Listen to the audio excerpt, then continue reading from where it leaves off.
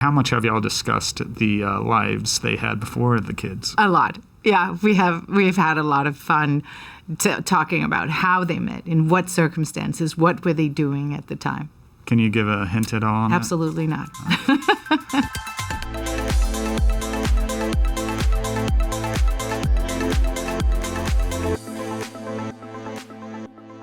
This movie is a lot of fun, and it picks up on something that I think a lot of people loved about the ending of the first Nobody. And at the end of the movie, you basically say in so many words, we're going to need a bigger basement. Does this house have a basement?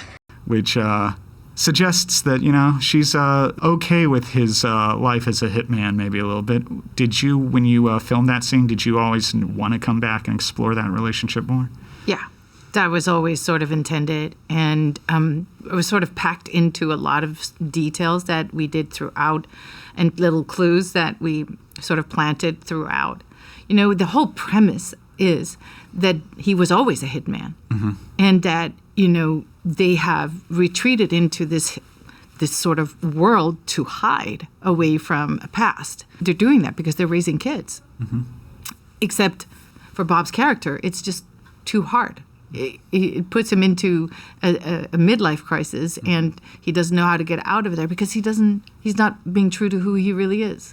And I think the thing that is a funny joke with it is, like, Becca always knew who he was. And she says as much in this film as well, right? She always knew who he was, and she loves him for who he is. It's a lot of fun watching Bob, kill someone with a whack-a-mole mallet. But do you think, one thing people really love is this relationship, and is that something that's important to you, how grounded this relationship is? Yeah. Like some of the writing, even from the first film, was very touching, like just situationally. And that's what he really does so well as a writer, is to lay the scene, like just set the stage, and then people behave from their characters in a very true way. And that is what's touching, this situation from your own life. At the same time, in this movie, we get a little bit more of Becca's past, maybe. Like, there's a scene where you seem to handle a rifle at an arcade pretty well, as in this movie. What do you make of that? It's funny, when you look at parents, we don't see real people. We see mom and dad. These are confections that we have, invented for our children. To our children, we don't do anything that we actually do. We are just mom and dad. And that is the conceit that we're also playing on in the film, right? When my son comments on what a good shot I am, I make a total poker face and kind of like totally go like, really?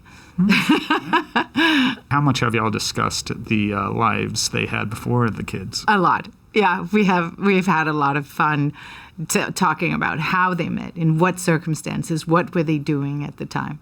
Can you give a hint at all on Absolutely not. What's also really fun about this particular movie is that obviously it keeps the universal lifestyle of domesticity, of having a family, and one thing about that is going on vacation, and how that can be a bit of an ordeal. And I'm curious, have you ever had a vacation where maybe despite the best laid plans it went a bit off the rails? Definitely, a lot. It's just part of it, and it's part of traveling anyways, that things go wrong, and it's also what makes it exciting, right?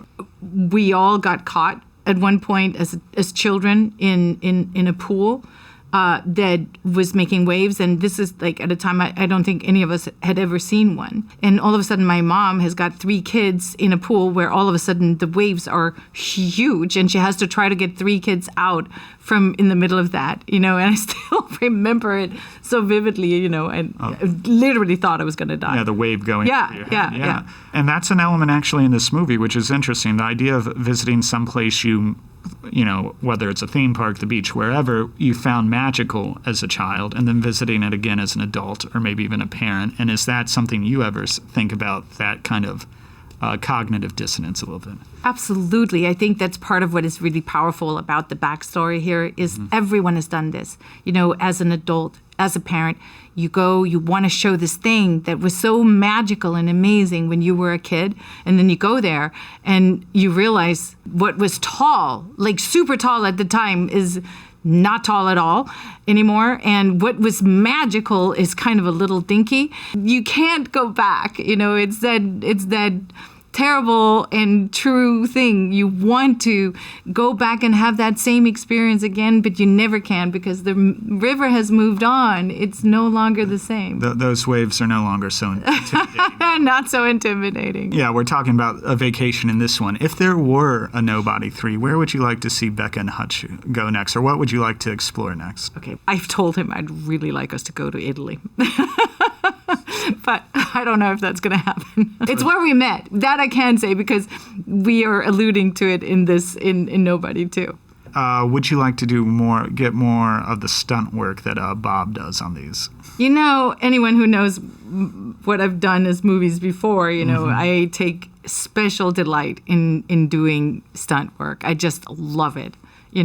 Was one of the things I loved the most about doing Hippolyta, both with Snyder and with Patty, is just this extraordinary physical acting that I just love. Speaking of one of your many great movies, I know you talked about it in the context of a sequel a little bit last year, but this summer is the 25th anniversary of Gladiator. And I'm curious for you, what in your mind is the legacy of the movie for, the past 25 years, and maybe what would you like it to be for the next 25? I think there is this special magic that Ridley Scott does.